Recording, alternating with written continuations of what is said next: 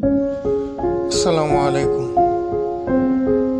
স্বাস্থ্য এবং সুস্থতা আল্লাহর সবচেয়ে বড় নিয়ামত।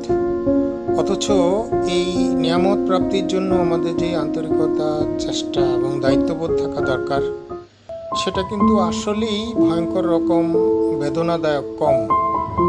আমাদের দেশের মানুষের, আমরা সহকারে আমাদের সন্তানরা, পরিবারের সদস্যরা কি খাচ্ছে, সেটা বিষযুক্ত কিংবা বিষমুক্ত কিনা সেটা নিয়ে আমরা একেবারেই কেয়ার করি না।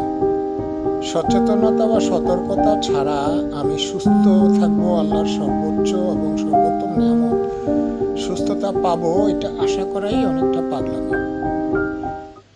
লাগাতার আমাদের দেশে বিষযুক্ত, ফরমালিনযুক্ত, উল্টাপাল্টা বিষাক্ত ঔষধ দিয়ে উৎপাদিত ফল ফসল আমরা শুধু দেখতে সুন্দর দেখে বিবেচনা করেই সবাই মিলে খাচ্ছি, আর অসুস্থ অস্বাভাবিক একটা জাতিতে রূপান্তরিত হচ্ছে।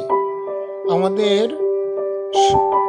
চিকিৎসা এবং অসুস্থতার পিছনে আমাদের যে অর্থনৈতিক এবং সামাজিক ক্ষয়ক্ষতি এবং যন্ত্রণা, গঞ্জনা, কষ্ট, পারিবারিক সমস্যা, সীমাবদ্ধতা, অসুবিধাগুলি যদি অর্থনৈতিক মূল্য নির্ধারণ করে দেওয়া যেত, তাহলে কিন্তু আসলে সেটা কয়েক লক্ষ হাজার কোটি টাকাও কম হতো। আমরা কিন্তু লাগাতার আমাদের সন্তানদের এবং আমরা নিজেরাও বিষাক্ত খাবার খাচ্ছি, বিষযুক্ত খাবার খাচ্ছি এবং আমাদের পরিবার, আত্মীয় স্বজন, আপনজনদেরকে সেসব খাবার খাইয়ে চোখ বন্ধ করেই এক ধরনের অসহায়ত্ব প্রকাশ করি, আমাদের দায়িত্বটা শেষ করে দিচ্ছি। আসলে কি এরকম করার কোনো সুযোগ আছে? চিন্তা করে দেখুন, আমাদের ভবিষ্যৎ প্রজন্ম একটা অথর্ব অসুস্থ জাতিতে রূপান্তরিত হচ্ছে, আর আমরা অলমোস্ট হাত পা গুটিয়ে বিষ খাবি খা, মারা যাবি যা, এইরকম একটা মানসিকতার মধ্যে চোখ বন্ধ করে চুপচাপ বসে আছি।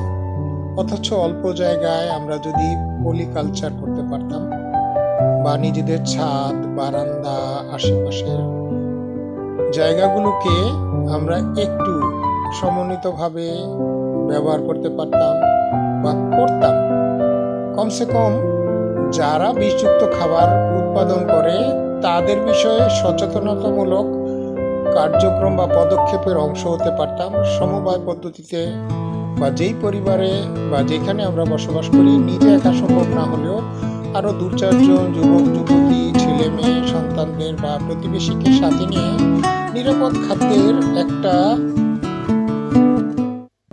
ক্যাম্পেইন বা নিজের উদ্যোগে ছাদে, বাগানে, বারান্দায়, ব্যালকনিতে বেশ কিছু কৌশল আছে, যেখানে নামমাত্র জায়গায় পুষ্টিকর পরিবারের সকল প্রকার খাদ্য, একেবারে সবকিছুই নামমাত্র মাটিতে উৎপাদন করা সম্ভব। সেগুলি নেওয়ার পদক্ষেপ নিলেই কিন্তু আমরা এই বিপদের হাত থেকে নিজেদের এবং ভবিষ্যৎ প্রজন্মকে রক্ষা করার সুযোগ পেতাম।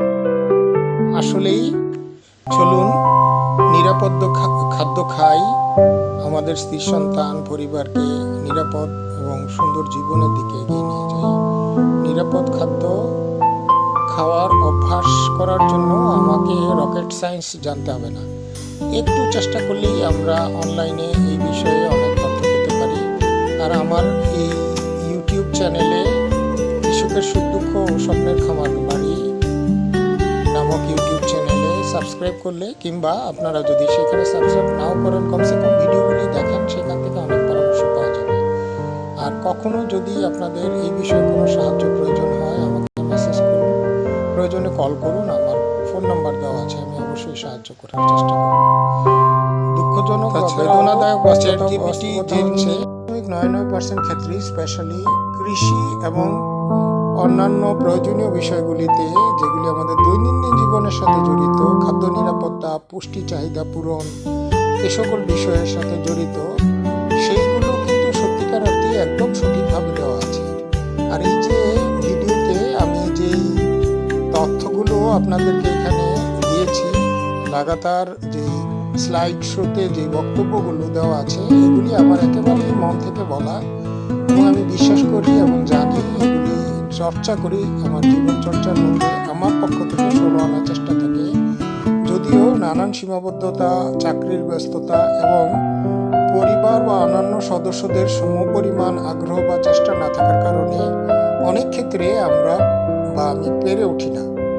সুতরাং আপনারা কেউ যদি প্রশ্ন করেন আপনি এত কনসার্ন প্রকাশ করছেন, আপনার ব্যক্তিগত জীবনে কি এটার প্রয়োগ করছেন? যদি এই প্রশ্ন করেন, আমি আমার সাধ্যমতো চেষ্টা করছি। সফলতা বিফলতা শুরু না করলে নির্ধারণ করা মুশকিল। আমরা চোখ বন্ধ করে থেকে যদি এইরকম হতেই দিতে থাকি আর আমাদের প্রজন্ম সহকারে আমরা অসুস্থ একটা জাতিতে পরিণত হই, তাতে আমাদের সত্যিকার অর্থেই কোনো লাভ বা সুবিধা বা সুন্দর ভবিষ্যৎ অপেক্ষা করছে না। এই ভিডিওতে দেওয়া প্রত্যেকটা মেসেজ আমার বিশ্বাস এবং অভিজ্ঞতা থেকে দেওয়া, এবং আমার আল্লাহ যতটুকু জ্ঞান এবং যোগ্যতা দিয়েছেন সেগুলি ব্যবহার করে আমি চেষ্টা করেছি যেন সঠিক তথ্যগুলো আপনাদের কাছে দিতে পারি। দুঃখের কথা হচ্ছে যে একটা কথা আছে যে সময়ের 1 ফোর, অসময়ের 10 ফোর, কখনো কোনো কোটি ফোরেও লাভ হয় না।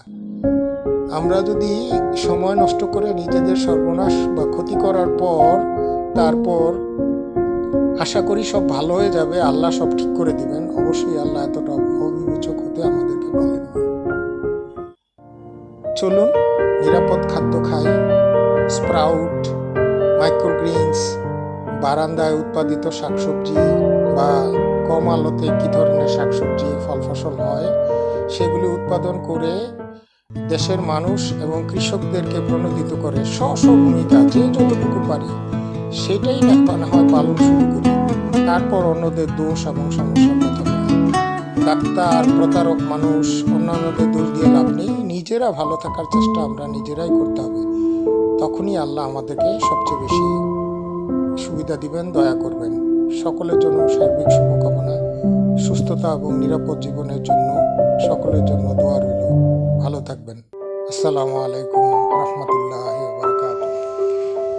আমার অংশের কথা শেষ হলেও সর্বশেষ একটা কথা বলে, এই ভিডিওগুলি এতক্ষণ যারা আমার কথার জন্য শুনতে পারেননি, মেসেজগুলির প্রতি আগ্রহ ছিল, তাদের প্রতি একটা কথা বলে শেষ করছি। সেটা হচ্ছে বেটার লেট দেন নেভার। না করার চেয়ে বিলম্বে শুরু করাটাও সৌভাগ্যের বুদ্ধিমানের। আরেকটা বিখ্যাত কথা আছে, what is the best time to do something? এটার অ্যান্সার হচ্ছে নাও। এখন থেকে যদি আমরা শুরু করতে পারি তাহলে আমাদের ভবিষ্যৎটা সামনে সুন্দর হবে, সুন্দর করার সুযোগ থাকবে।